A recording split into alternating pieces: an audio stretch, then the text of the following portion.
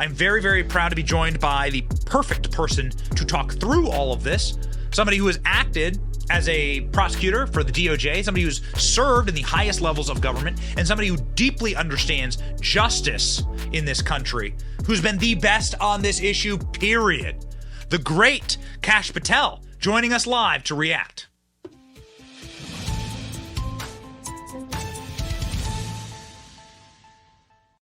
Yo, Kash. Dog. Wow. What's going on? Heater of an opening. Woo! Whoa. What's going on, baby? Everyone cut off cable news and turn on the Benny Johnson show. That was fire. We out here. Okay, so look, I've been a federal public defender. I've been a national security prosecutor. I've been on both sides of the aisle, literally in federal court before tons of federal judges. And a federal judge has the authority not to enter into plea negotiations. And what this judge did, rightfully so, was question the DOJ if there are other criminal conduct related to the plea agreement. She's allowed to do that, or he. And I was not stunned by DOJ's answers, but the specificity that she went to FARA tells me she knew in the discovery process of this case that that issue had come up. And if that issue was going to be legally precluded from being prosecuted in the future, she as the jurist has the responsibility to demand that answer from the DOJ. And it looks like Hunter Biden's lawyers thought that the FARA registration, which they can't get a deferral on, which he has to go to federal prison on, which is a felony, they thought they had negotiated their way out of it. And it looks as if they just canned the plea agreement because, having been over there on the defense side, you quietly know when you've lost. And they lost on the FARA point is my first reaction, which to me tells me the DOJ tried to bury the FARA conviction. Wow. Can you please explain this acronym FARA and what this may mean if they decided, if I'm hearing you correctly, that they are going to push forward with prosecution for Foreign Agent Registration Act? Yeah, exactly. So FARA, Foreign Agent Registration Act, very simply means if you're a U.S. citizen, you can work for whoever you want. But if you work for another country in Europe, in Africa, in Southeast Asia, wherever, and you lobby the U.S. government, Congress, White House, whatever, be like, oh, I got, this amazing company who wants to do a deal in the United States. You could do it. You get paid billions of dollars to do it. But the law just says you have to register. You have to put the government on notice, and it doesn't cost you anything. It just says file a piece of paper. It's literally like one page. And it just says, here, I'm registered. You, DOJ, are aware of it. Track it all you want. That's it. If you fail to register and you lobby a foreign government, say you go to the Ukrainians, say you go to the Chinese, and you say, my daddy is going to get you all the private equity deals you want, or my daddy is going to get you a federal prosecutor fired in your home country, then we'll get you the $1 billion. He never registered to do those representative works on behalf of those countries in America. And just look what happened to Paul, Trump's former one of his campaign managers. Yep. Manafort. He failed to register as a FARA agent. Now, look, DOJ has had an awful track record of prosecuting these people because so many people in government leave and do this conduct and they don't register, which I don't know why. I think they're just trying to be shady, like Hunter Biden. And now this judge is like, so we're just going to decide what laws to not prosecute. I mean, it's pretty keen. It's pretty savvy. Look, the reality is the deal could come back. It's dead for now. And prosecutors have a premonition of going in there and being like, it's our way or the highway. But we all know who they work for: Merrick Garland, Christopher Wray, Daddy, Joe Biden. So they could go back and loop in a FARA plea agreement, but I'm not sure that's going to work in this case, given this explosive rejection by both sides saying the plea deal's off. So where do we go from here? This is you must explain this to us, and that's why I'm like praising You know how much I love ALX, but I'm like, oh, thank you. That is a perfect. I thought that you and I know, like, I've hung out with Kash. Dude, Kash is like a happy guy. He's a joyous person. He's like a fun-loving individual. I did not want to do a down-in-the-mouth sad show with you. I wanted to have something triumphant to talk about because you are a triumphant person. You are a winner. And, dude, like, I cannot believe that this has fallen to pieces. I am stunned that this has fallen to pieces. Game theory this with me as to what happens next, because you're the perfect person, because you know inside of these federal courthouses what's going to happen next. Yeah, so I had said, the federal judge should make this inquiry at least a week ago, and do her job. Don't enter plea negotiations. Question the DOJ, which the judge is lawfully permitted to do, and she did that. And we just went over that. Okay, so now what happens? Well, the answer lies in my book, Government Gangsters, which is pre-order number 1 right now. But we'll get back to that. No. So what has to happen now is the minions from DOJ go back and retreat to Washington, D.C. and say, Mr. Garland, what do we do? And Garland's going to be like, probably throw a fit when they get back there. And because the thing the prosecutor should not have said is the deal is off. That guy just played his hand. You could have asked for a day-long recess. Judge, let me call my boss. I've done it all the time. This is a shift in what we had arranged. Let me go back to main justice. Let me talk to the U.S. attorney. There's a chain of command. But this Yahoo, I don't even know who it is, went in there and just said, F you. And then the Hunter Biden attorney, I don't know if he was still high from his bong hit, but he also came in and said, the deal's off. This guy, I think that as dumb as the prosecution is, I think the defense was dumber in representing Hunter. Their best was to get this resolution across the finish line, no matter what, right? We're done, case over, no felony, no record, misdemeanor probation. From their perspective, they negotiated a brilliant plea deal. Obviously there was leverage in that and corruption involved, but still. And for them to be like, the plea's off, this guy's an idiot. They're acting on arrogance right now. So I think both camps are on fire, which is kind of hilarious, and a little bit of poetic justice. And I'm sure Daddy Joe is getting a phone call right now, and he's going to call Garland, who's going to call Ray, who's going to call Weiss, and they're going to have a huddle and blah, blah, blah. And then they're going to come up with some bogus government speak for why they didn't charge Hunter with FARA, which they completely should have. And it's going to be some Washington, D.C. excuse. And they'll end up back before this judge probably in a week or two. And they might, if they're smart, they would fold in what we call a global plea deal. Everything. Don't bring it piecemeal. When I was a public defender, I was never allowed to close out part of my client's case. Oh, Mr. Government Man, please give him probation for this one, and then we'll figure out the felonies later. That's a joke. No federal judge would ever accept that. And no DOJ would ever allow that, except if you have a 2-tier system of justice. So kudos to this judge for doing his or her job. I don't even know if it's a he or her. Yeah. Her. And I don't even know if he's a Biden appointee or Obama or whatever, but that's the job of a judge. So it's interesting that you brought that up, the piecemeal aspect of it. Isn't it the Ashcroft rule that you have to charge the highest crime? So brilliant. So we have a couple of longstanding principles at DOJ. One of them is the Ashcroft rule. You charge for the highest crime you can prove beyond a reasonable doubt. Plea negotiations and all that stuff is later. You don't walk in there and say, I'm going to charge you with the lowest crime, plea you out and forget the rest. That is violative of DOJ policy. Now, plea negotiations happen all the time. So if Hunter had been charged with FARA, the tax fraud felony, the corruption charges, the bribery, etc., and then they negotiated it down to this plea, that would not have violated the Ashcroft memo. And Merrick Garland, as the Attorney General, has not rescinded or vitiated the Ashcroft memo. So it is still the rule of law through regulation at DOJ. And of course, we know the 2-tier system of justice, they just sort of put it aside. But I think the reason we're here, I can't emphasize this enough, is the brave whistleblowers. These guys have come in and lit their careers on fire. And all they said was, we wanted to continue the investigation. And you said no. And your reasoning for it was completely political. We have evidence that leads to a Biden crime family syndicate. And now you want the scapegoat, Hunter, to go in and take this deal that violates DOJ policy, the law. and how prosecutors are to operate. Because if I was a defense attorney in America right now, and I had a client on a gun charge, I would be citing this case in every district across America to say, I want pretrial diversion. President's son can get it. He's a crack addict. My client's a crack addict. Get me out of felony diversion program. Yes. Brett Tolman was on the program saying, hey, listen, I brought hundreds of gun charges. Yeah. And every single one of these guys did hard time, every single time.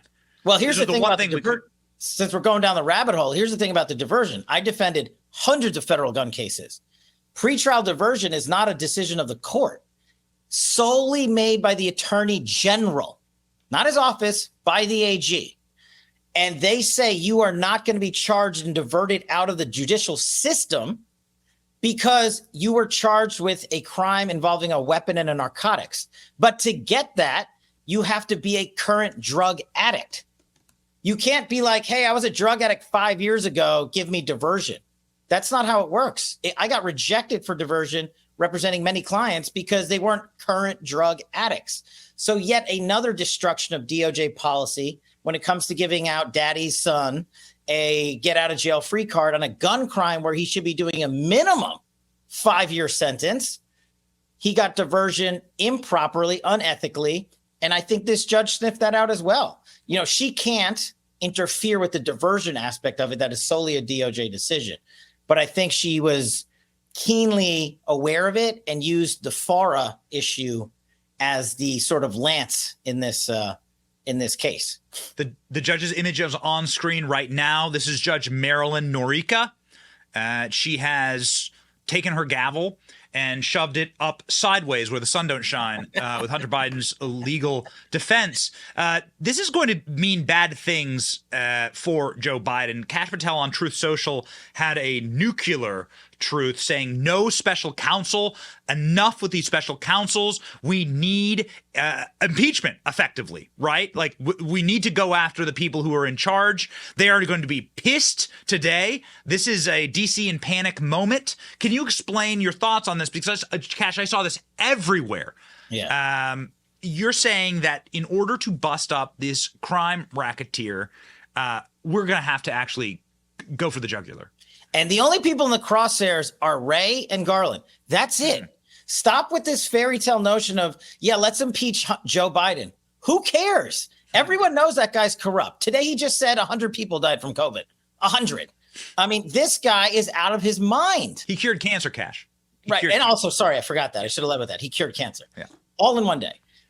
He is not the win. Look, and special counsels are not the win.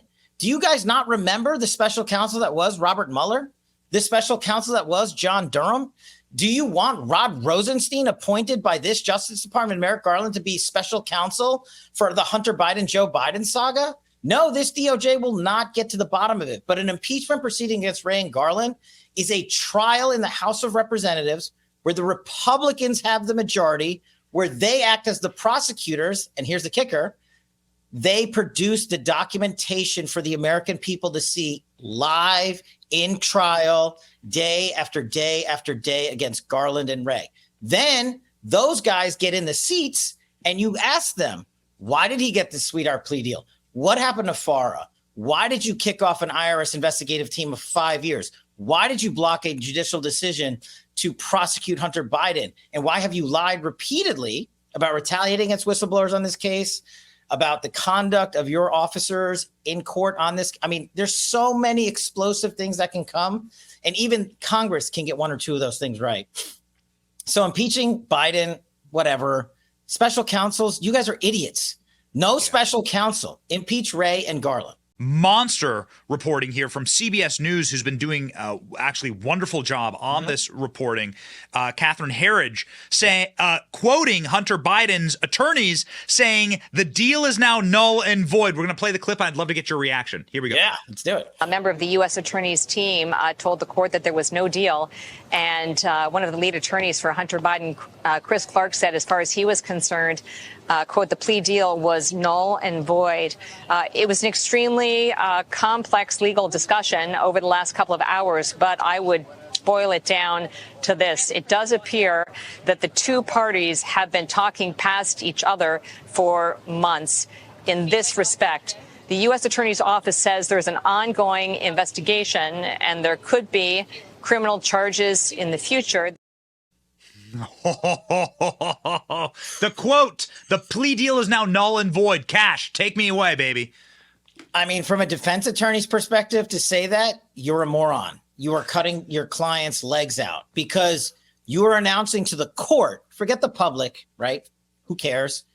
You just told the judge, you're done. It's out. Game over. We're going to trial, which means bye-bye diversion, which brings back the felony gun charge, which the prosecutors must now bring to a grand jury and charge him. Then he has to go get arraigned on that gun charge. Then he has to have a trial date, and they got to answer the questions on FARA. So I just think these guys have been privy to so much royal treatment by the Justice Department and FBI. They probably just thought, well, daddy's in charge. We'll get whatever we want. And I think some of these prosecutors are probably going to get removed off this case for doing what they did quietly. And I think Hunter Biden's legal team is probably going to have to forget bong hits. They're going to need to start mainlining some serious narcotics for this. Oh, I mean, hey, listen, they could start in the White House visitor log section. There's plenty of things squirreled away in those little cubby's holes, which I'm sure you know well, actually. Like, I know exactly where they left the coke. This is insane. We don't know who it was. This is the most monitored building on planet. And I've been in that. I put this phone in that cubbyhole. Yeah. I personally put this phone in that cubbyhole. I know exactly where it is. If they need something, I guess you got to know where to find it. Final question for you, Cash. I deeply appreciate it. Talk us through. You've game theoried for us what might happen next. If this goes to trial, let's say you were acting as an agent of the government, which you have done in hundreds, maybe thousands of cases. Yeah. Let's say you were acting as an agent of the DOJ, and you actually were going to take it to Hunter Biden.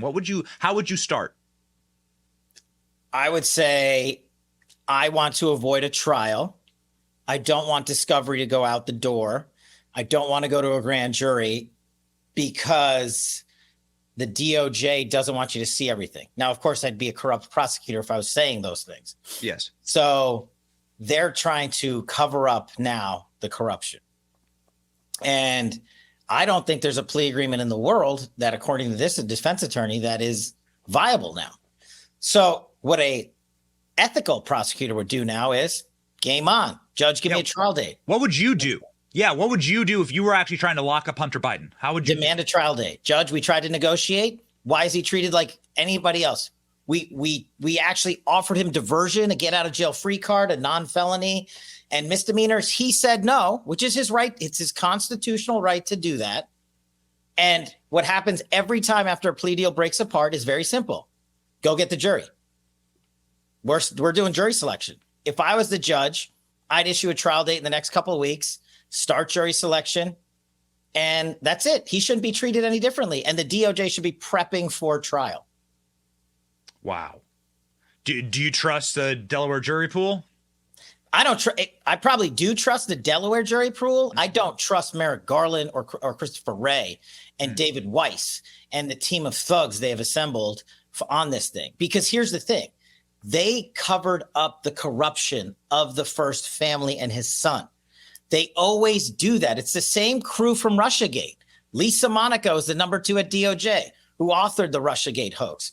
The same people, Chris Wray and all these clowns who covered up Russiagate and thought they would never get caught, Comey, McCabe, Strzok, everybody, got caught in the cover-up. And they repeat it every time. It's the one thing you can count on government gangsters to do, is to have egos that are so enormous that they cover up the corruption thinking they'll never get caught. And they just got caught again. So game on. So final quick question for you. A pardon? Could Joe Biden pardon his son here? He could pardon it. And so remember, pardons don't work just on criminal counts. Pardons cover subjects. So Joe Biden can come in there and say, I am pardoning my son for any and all activity related to Ukraine and China, whatever, the gun, anything. It's all federal. So he could very well do that. It is lawful. It's constitutional. But, oh boy, if he does that, I mean, it's going to, the world's already on fire. I guess you'd light it on fire 10 times over. Yeah, that's right. That's right. We'll go from Barbie to Oppenheimer. I was wanting to talk with you about one subject. I hope you don't mind. The viewership's going insane right now. So yeah. If you have 2 minutes, do you mind one final question? No, not at all. Barack Obama, did he know? Did he know? This is all pursuant to Ukraine. This is all pursuant to the Obama administration, which is what every Republican, which is what every conservative, every independent gets wrong when they're messaging on this. That this is an Obama administration trial. This is about Obama and his administration. He gave Ukraine to Joe Biden. Mm-hmm. He knew what was going on, and clearly the State Department knew what was going on based on their own records. And so this is actually a trial of Obama technically. What is the what do you think Obama knew? And what culpability could this have for his record and for people who worked in that administration? Yeah. Okay. So shameless plug, go to Government Gangsters right now. Pre-order my book, pre-sale, going out in September. It's heading up to #1. I'm shameless, but I don't care. The answers to many of the questions we've talked about are in this book. And I name every single name of every single corrupt government actor. Now, Obama, good segue. So Obama's out politically. Maybe he takes a hit, but he doesn't really care unless Michelle is going to run. So that's the kicker. If she decides, whether it's this sequence or 4 years from now, 6 years from now, but everybody said Obama was the smartest guy. And I used to work in the Obama administration. He's not stupid. Of course he knew. He assigned Joe Biden to take on the Ukraine so he could have an arm's length distance and now come in later when they got caught and say, well, I didn't do that. My vice president, Joe Biden, did that. That guy, he's curing cancer.